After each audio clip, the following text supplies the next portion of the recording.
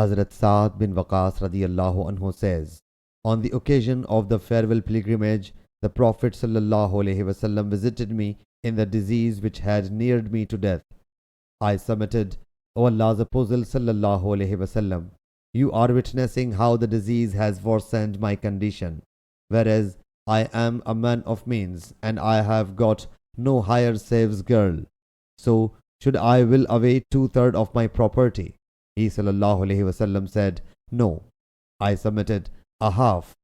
He ﷺ said, no. I submitted 1/3. He ﷺ said, will away 1/3, but it is also too much. It is better to leave your hires prosperous than to leave them needy, begging from the people, and you will get reward for whatever you spend seeking Allah's pleasure, and even for the morsel you put in your wife's mouth. I then submitted, O Allah's Apostle ﷺ, will my friends leave me here?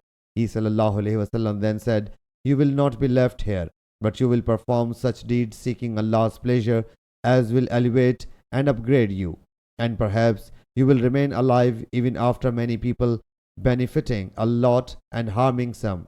O Allah Jalla Jalaluhu, approve my companions' hajira and let them not turn back on their heels. But Hazrat Sa'd bin Khawla remained unlucky, who passed away in Makkah Mukarramah, and Allah's Apostle ﷺ expressed grief on his death. Sahih Bukhari Hadith number 4409.